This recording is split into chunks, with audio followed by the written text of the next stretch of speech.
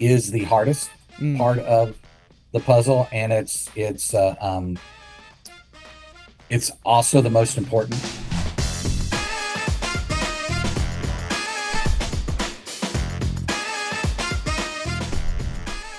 Hi, I'm Russ, and this is the Memory Makers Podcast, the show that helps you create amazing customer experiences and make more memories.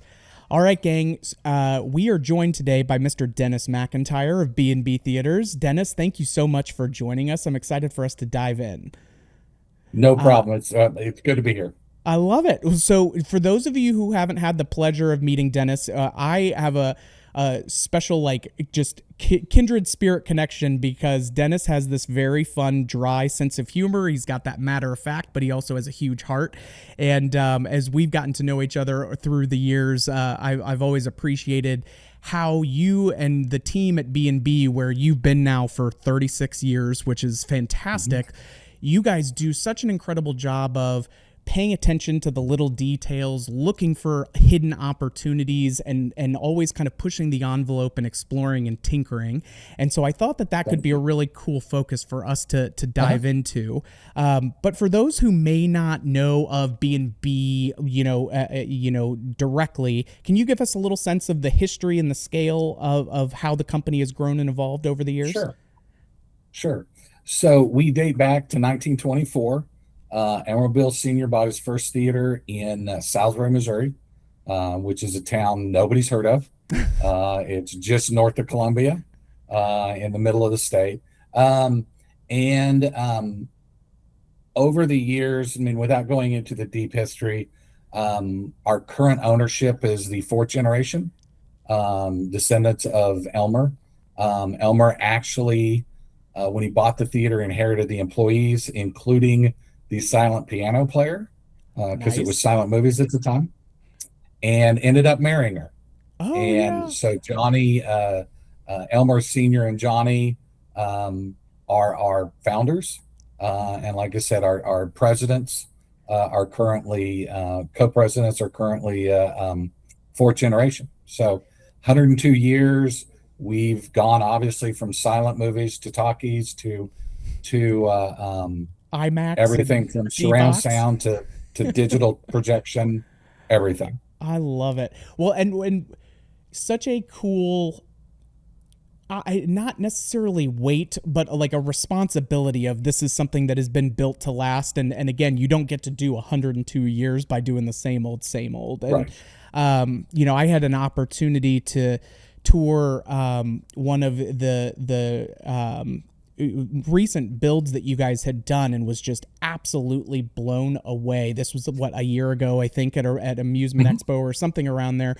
And what blew me away not only was, hey, this is something new where we're trying to do more, entertainment and things like that, but even within the viewing experiences, having theaters that are dedicated for family viewing or kid viewing with play structure elements and having different types of surround sound and or seating options. As you guys have looked at putting those different types of experiences in, what is the driving force for you guys behind that? Is it to try to have a little bit of a something that feels tailored for different people, or do you even have people that will say, okay, I'm going to see it in one format, but then I also want to experience it this way? Like what's been driving that type of varied viewing experience for you? Well, I think what drives it or what starts it is this openness to say that a movie experience is not exactly the same thing that it was 20 years ago, 30 years ago. And so we're constantly on the lookout, and the origin stories of some of the innovations that we're doing are absolutely fascinating. Yes. But so over the years, we've looked at a number of different ideas. And and a lot of times it starts as a what if. What if we put a playground in a movie theater? Yeah. And it evolves into screenplay, which is probably one of those wow moments in our buildings where people get to go in. I love doing tours, and when we do screenplay, I just open the door and let them walk in. Yeah. So it's always been. I mean, I will say, and I'll probably roll back to this because of my business administration background. It is a for-profit business. It needs to be profitable. Mm. So we need to keep that in mind. But what else we're looking at? It's not necessarily limited to, oh, we would, it has to be brand specific, but there's not a lot that we wouldn't look at, and at least see if it made sense. Sure. Well, I love that of just having that kind of default mindset of what if, right? And it allows you to be, again, forward thinking, also not, and certain times, yes, laws of physics and budget will have their say in a process. And it may be something where, okay, we've kind of thought through this and we were asking ourselves some what ifs, but then timing isn't right or anything else. And then, oh, okay, maybe in a few years we come back to that where a technology's changed or something has kind of shifted into where, ooh, this may make sense for us to try to explore again. Right. Was the entertainment model and evolving that or adding that into certain theaters for you kind of one of those things where it wasn't, it's not just a snap of the fingers and, hey, we're going to do this, but No. you guys also had other facilities previous to your most recent openings that had some entertainment elements and different attraction mixes to them.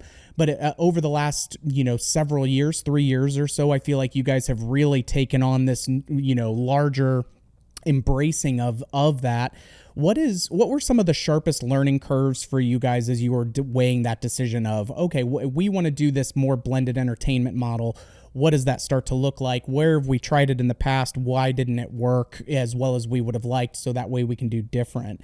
And then after those 6 questions that I just asked you, then, what are you guys learning and trying new, even post, with these recent stores that have opened with the entertainment in it?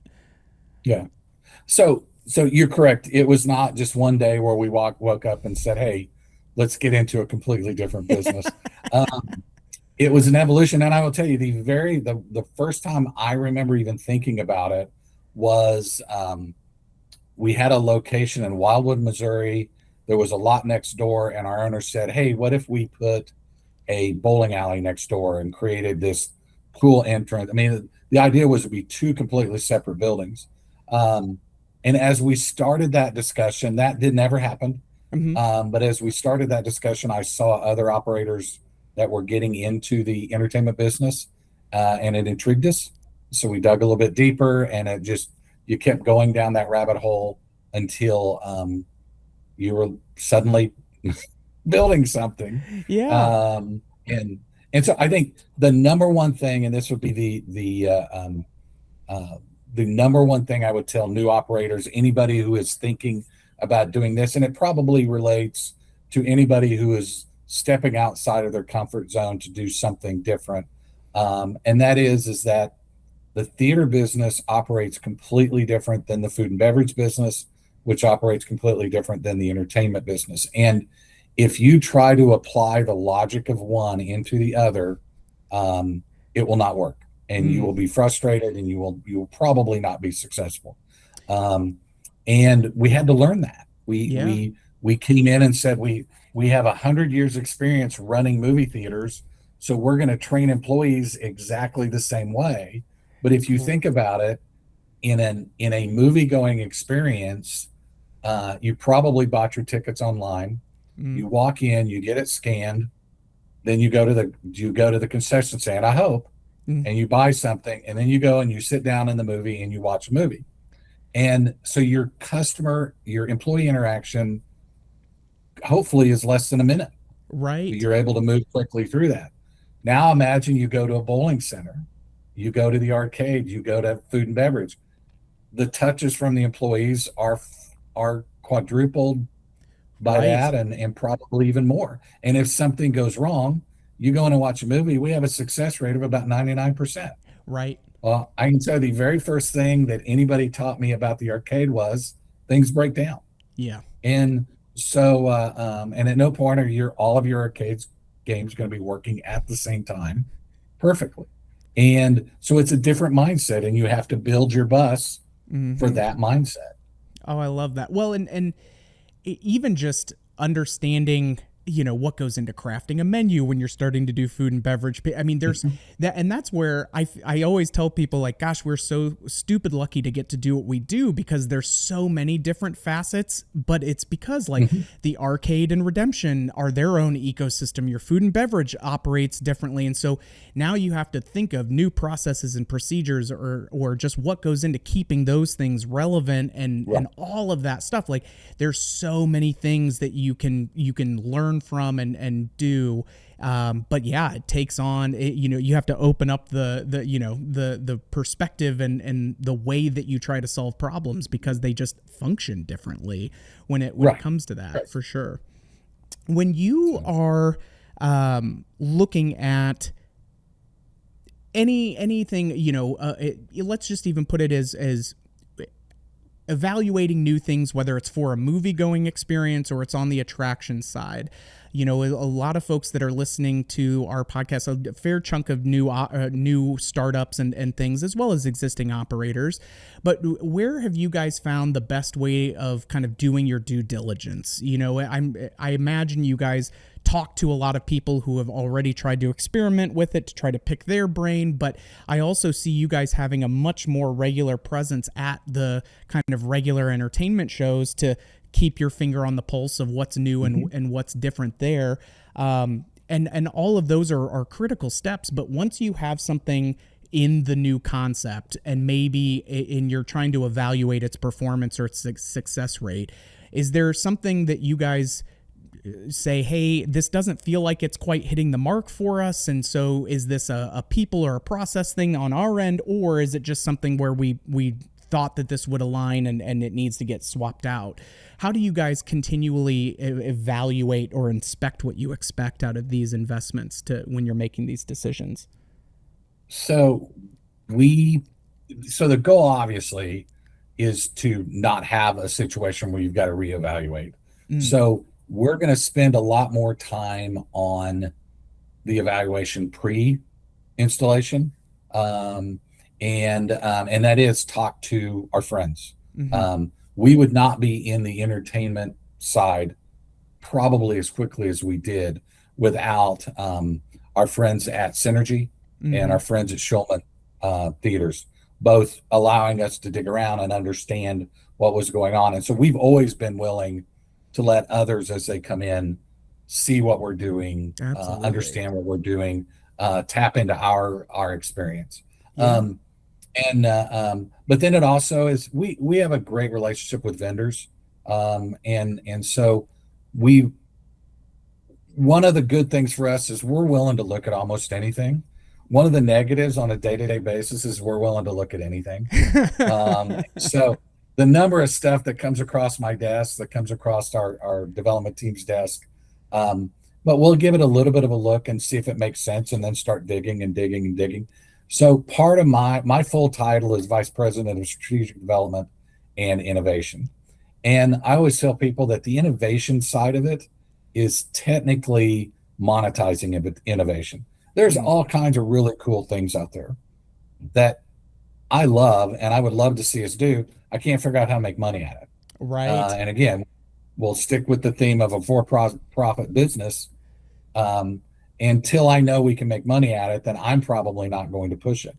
Well, and that's so critical of being, I don't know if it's self-aware or if it's that we're not always the customer, like things that we are drawn to or whatever that we think would be a really cool piece. Because even when we've looked at this, at evaluating even attractions that we want to take on or do, sometimes it's just not, like, oh, okay, did we get nose blind to something or what have you? Because it's, to your point, like at the end of the day, you still have to have a way of getting throughput and capacity and being able to charge an appropriate amount for that to be, financially viable.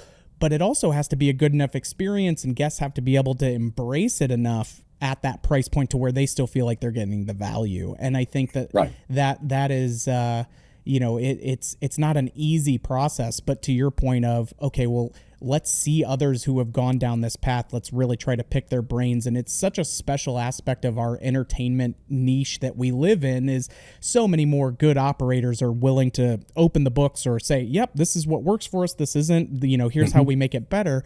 And I think some of that's because very rarely are the people that you're talking to directly down the street from you. You're not doing that with your, head-to-head competition, but that open mindset, it works really well, because and then paying it forward. Hey, we were able to benefit from these things that other people showed us, and having that open book, like, it's just such a special aspect of how people show up in this industry, for sure.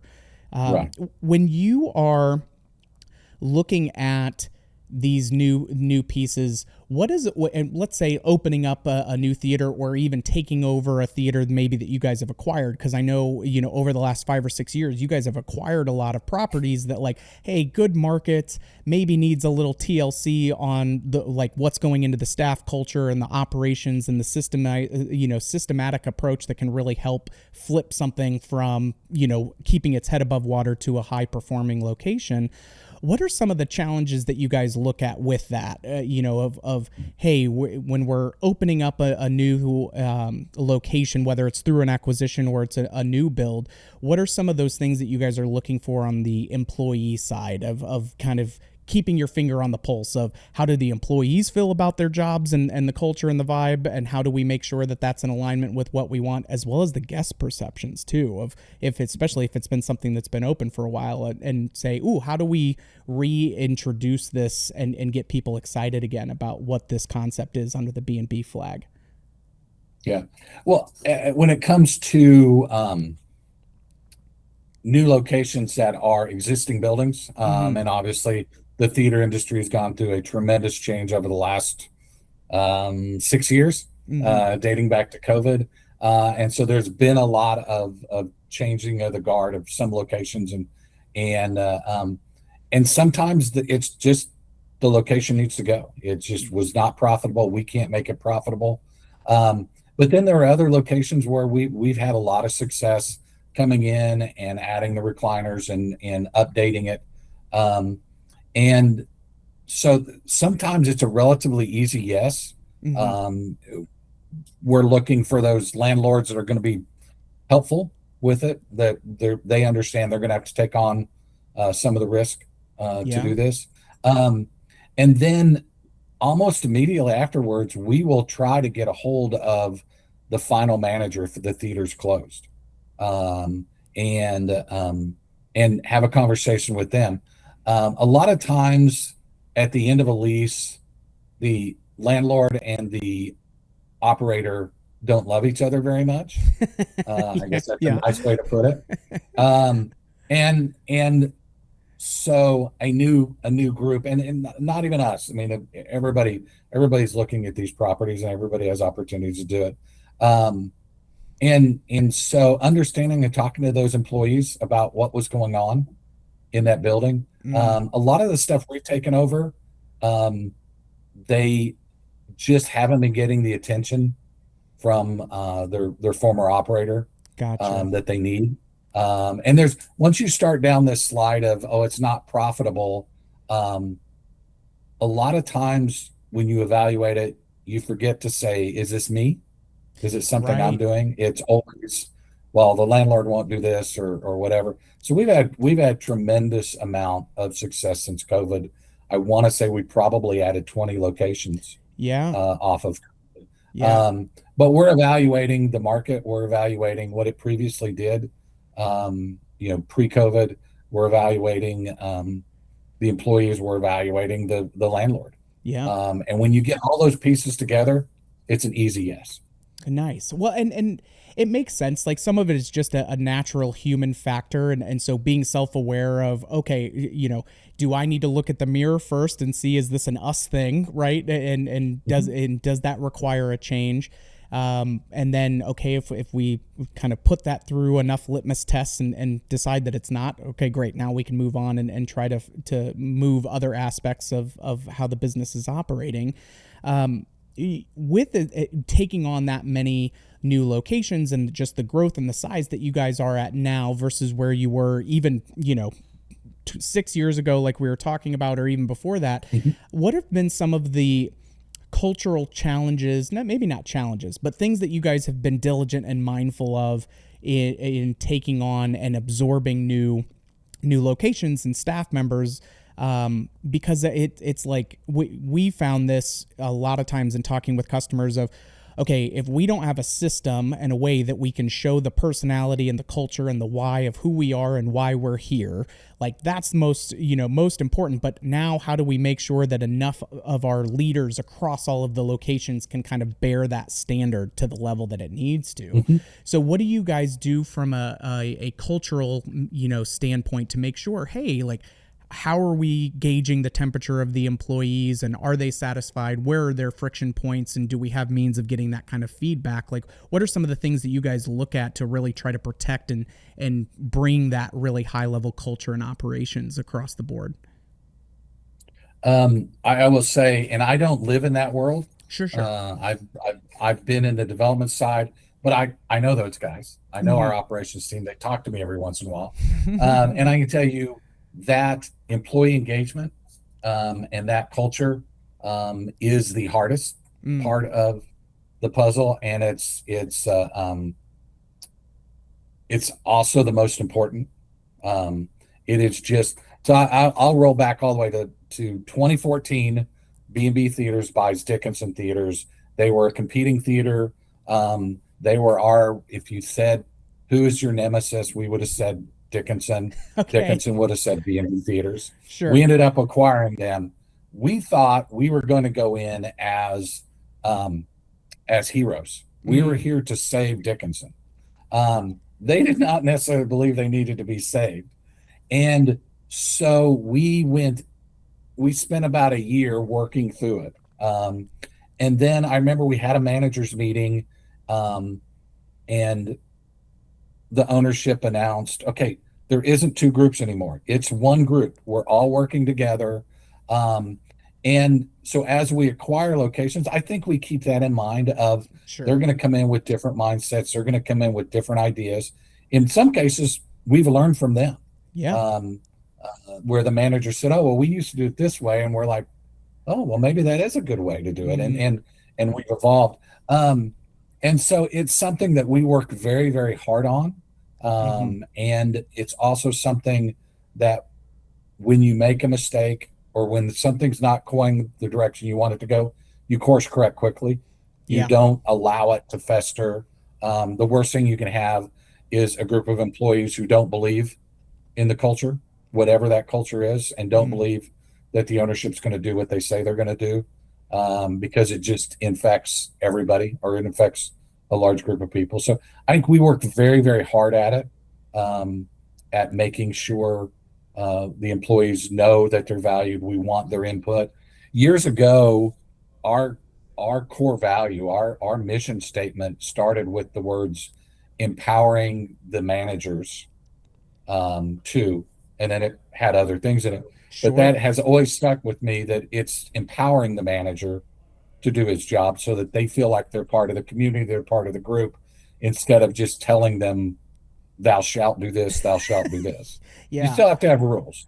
Absolutely. But well, and making sure that, hey, they may, like, just not being closed-minded to other perspectives, I think is such a big thing. And being willing to check ego is like, how do we get out of our own way, or how do we make sure that we don't throw gold to the street just because it wasn't, from our idea? And I think people talk about culture, and I'm like, this is one of those things that you have to shepherd and steward every day, because it's in the how you show up, consistently, not what's on the sheet of paper for the mission and the vision statements, but how do we actually enact that.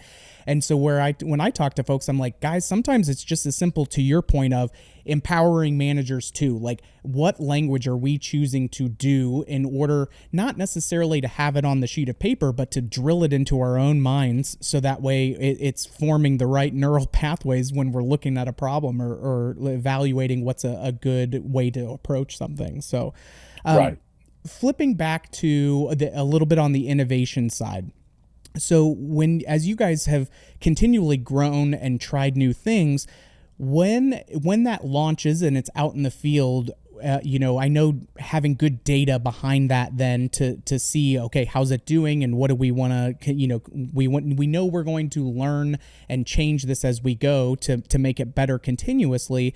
How do you guys go about getting guest feedback on these experiences, in order to make sure that, hey, what we're aiming for is what we're actually hitting? Mhm. Um, well, it's not hard to get customer feedback anymore. It might have been a challenge a few years ago, but Sure. uh, yeah, social media. So and I say that Bobby Bagby Ford, who is one of our presidents, when she came in as our marketing director, saw the relevance of social media before it was really a thing. And so we were able to get out of the forefront of social media, and we've been very active. Our loyalty program, the Backstage Passes, is one of the most vibrant in the industry, if it's not the most vibrant in the industry. And so we're constantly in contact with our regular moviegoers, through either, it could be a weekly newsletter, it could be our some of the YouTube and TikTok things that we're doing. Sure. Um, but then also, customers are more than happy to give you feedback on your reviews on Yelp, on all of those things. Sometimes it's unwanted, sometimes it's not helpful. Mm-hmm. Um, and sometimes it's over exaggerated. For example, it is not unusual for us to get a report from a customer that says, I was in your arcade and all of your arcade games were not working, or half of your game were not working. And I Right. go back and I review the documents, and we had 10 out of 90 readers down, Mm. um, at any given time during that day. Um, that's still more than we want, and we need to evaluate it. But it's difficult when the first thing you have to do is decide whether or not that information is correct. Yeah. But you can't throw it out and say, oh, Right. well, they were over exaggerating, so it must not have been a problem. Let's Mm-hmm. find out if it was a problem. Let's solve that problem if it is, and then deal with work with the customer. So we also unique, and I say it's unique. I don't know anybody else we have, and I'm not going to get this right, but we have a team of people, that monitor all reviews, monitor our website, monitor everything, and they're a rapid response team, and Mm. they will email back to a customer that says, "Hey, I'm sorry you had problems. Let me get more details," Yeah. because then we can start solving the problem. But the goal would be that they would hear from us within 12 to 24 hours That's of fantastic. saying, "Here's a problem," instead of, but at least now they know they've been heard, Right. rather than, I wonder if they're even checking their emails, Yeah. Yeah. or Yeah. their voicemails, or Well, and so. then from have you found, I mean, at least it's been my experience, it may be anecdotal bro science, but I feel like those moments where, okay, someone has a problem but they feel seen and engaged after the fact, a lot of times they can turn into some of the most strong advocates for the brand and coming back and doing Right. those kinds of things, because they do feel seen and heard, and it's not just Mhm. kind of getting lost in the ether and things. And so Sure. it's such a magical opportunity if you're tackling it right and really trying to be diligent about that, and again giving them a chance to express themselves, trying to Mhm. then get some context to apply to it and go from there. I love that. When Mhm. you guys, have you ever launched something that you were convinced would be successful that guests just didn't embrace? Like, so of a, hey, this was something that we tried, didn't pan out or translate the way that we thought, and so, hey, we're going to move on from it quickly, like you were saying, of not letting those kinds of things fester if they're not on point. But what are some of those, they're expensive lessons at times, but Sometimes, yeah. things that then you guys have said, okay, yep, this just didn't translate quite how we thought it would, and either moving Right. forward this is how we do that, or we just remove it entirely. Sure. Yeah, I think arcade games are an easy an easy answer on that. Mm-hmm. Um, I will tell anybody who's thinking about starting an arcade, hire a consultant. Do not try to buy games on your own because the games you like will not make money. And I am the poster child of that. I have found many games that I think this is incredible. This is going to be Yeah. so good, and then it's sitting over in the corner gathering dust, Mm. and we don't have enough skee balls, Sure. uh, t-ball games in there because I had to have this piece. Right. Um, but I think in any of those situations, and I'll give you a bigger example in a second, but in any of those situations, you need to fail as quickly as you possibly can. Um, Once you know, and you know when it's not working, you need to start coming up with alternative options on it, and not say, okay, well, I'm going to try it this way. Or I'm going to try it this way. I think anything you do needs to be given a fair shot. Mm. Um, and But at the same time, um, you know, don't be afraid to move on. Don't be afraid to say, you know what, that one's we mishandled it. So Mm. I'll break a little bit of news for you. It's Ooh. probably not a surprise. In Red Oak, we put in a climbing wall. We were very excited about the climbing wall. Um, and probably by the end of the summer, we're going to decommission it. Okay. It is just not done as well as we thought. I will say climbing walls do great in other locations. Mm-hmm. Um, Spectrum Sports, which supplied it for us and has supported us on it, they've done phenomenal. It was not their fault. It was our decision to put it in. And we just probably were not the right spot for it. So we're going to try to move some games around. We're going to decommission it. And ultimately we'll probably sell it, Mm-hmm. and take it out. But um, it we gave it every opportunity. We tried to make sure that it wasn't the way we were operating it, and we made sure our staff was pushing it and everything. It just didn't work. Sure. And maybe I should have waited a couple months before I said that, but um, No, well, it's and like with anything though, I mean, we've even had, where we have worked with customers and say, "Oh, okay, hey, this isn't translating." And so it's like any good partner out there, like nobody bats 1,000. Sometimes it is like, "Oh, shucks, it's just not no, translating with the market," or and we've even had clients of like, "We just don't know if we're marketing and promoting this in the right way." And it's like, okay, well, here are some different assets, here are some different people that you can talk to that have done it.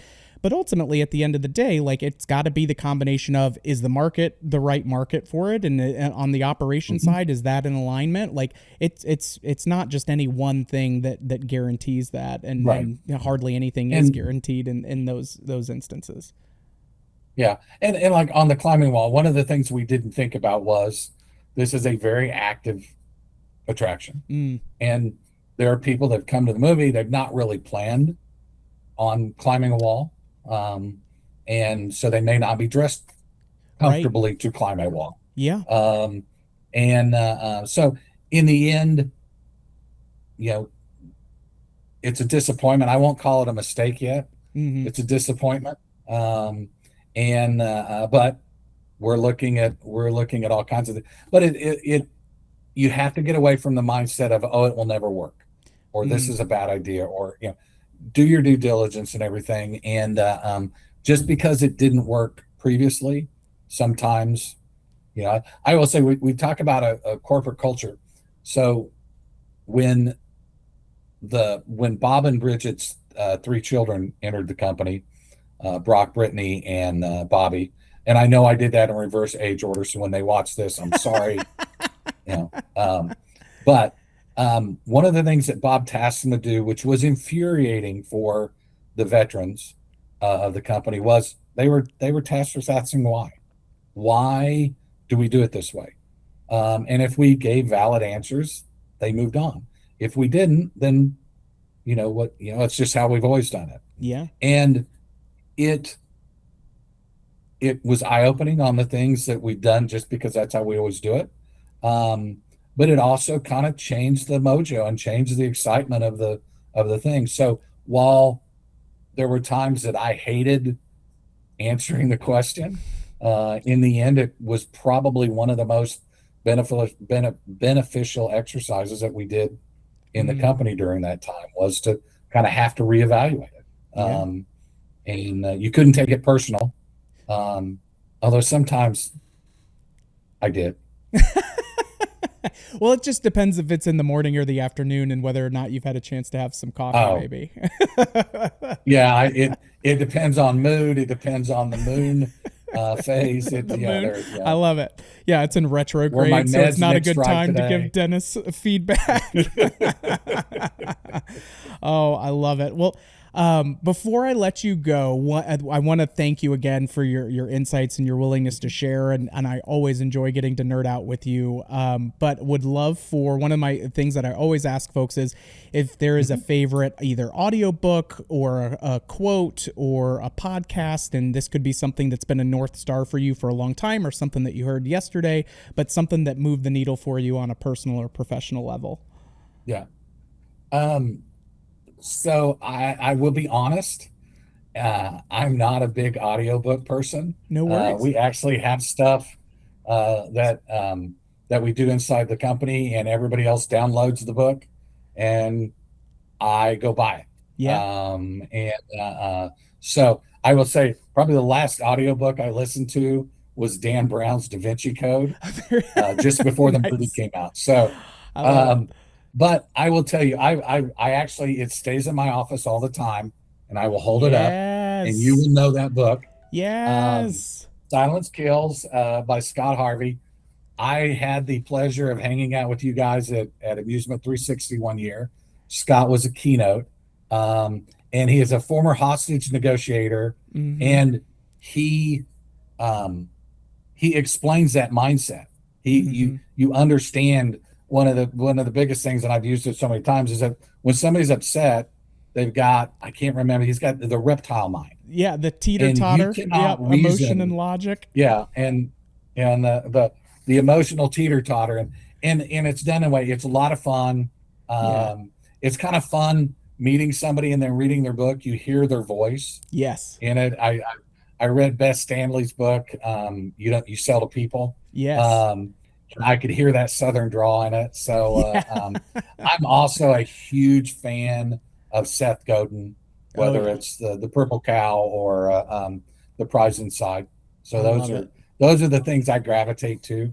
I love My it. brother can read all the history books. Yeah. I want to Yeah. read I love that that. self Well, help stuff. and So it's I love that Silence Kills book, and again, like we're obviously fans of Scott and his work as well as the book itself, because for me it was, I felt like it was one of those books of, it's got the strategic overview but a real tactical application, so you can cover that material and immediately start to roll that in. And I felt the same way for yeah, Beth's book too. Like it's, yeah, those are some of my favorite, just because, so we hired a new sales rep and Marcus has joined the team. He's been with us for about 6 weeks, and we have our Audible library and everything else. And Phil Jones, Exactly What to Say, was one of these. And he's got a British accent, so the audiobook's great, but it's only like a 2-hour audiobook, but it's all these quick hit, like not positioning statements, but just how you phrase something mhm, to get to the core of an issue or to uncover the real goal or objective behind something. And so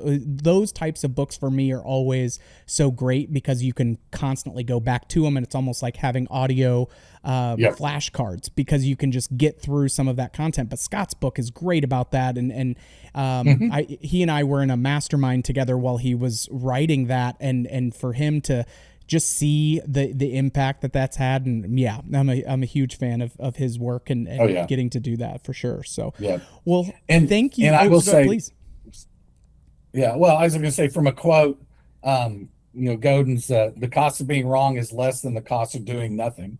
Yes. Um, is it's like if you have an idea, just don't be afraid of implementing it. And I will tell you, in my industry, everybody loves movie quotes, and I'm terrible at it, ironically. But my favorite quote is, "I need a bigger boat." When we were designing the second and third generation of the entertainment side, that was the quote I would just use: "Is I need a bigger boat." It's It's not a matter of maximizing that size. If you just give me space to put in laser tag, space to put in something, then we'll find the stuff to make it profitable. I love it. There's plenty of great product out there. I So love it. Well, I will love the Jaws tie-in for that, and I think that's a good. I need a bigger boat. I love it. I'm a fan. Yeah. Well, It's sad though when you're in a meeting and there's people that don't get the quote. yeah. And it's Oh like, no. what's Yeah. wrong with you? Yeah. Well, you've got some So homework. You're gonna go home and you're gonna watch this you movie do. now. You do. Do that. So As I'm on the other side of 40 now, and we have other team members that are joining that are much younger, and I'll drop some movie reference or something like that, and I'll have to turn and millennial splain. Okay, now Tom Cruise, before he did Top Gun Maverick, was in this movie called Risky Business, and so he slid across the floor or whatever you're doing, and it's a kind of a fun inside joke at this point. But there are definitely oh yeah. times where I'm like, oh no, you have homework. You need to go watch this. This is Yeah. you may not love it, but this is going to come up in your world or be that quote. And then, they'll say, sure, Russ, and then move along and, Right. and do that. So, Right. well, Dennis, thank So you again so much. I always thank you. It appreciate was a our lot of time fun. together. Absolutely. And thank you all for joining us. If you have ideas or content or speakers that you want to hear on the episodes upcoming, please let us know. Reach out via social media. We'll be happy to get that in the mix for you. If you liked what you heard today, we always appreciate that 5 stars. Please and thank you if we've earned it.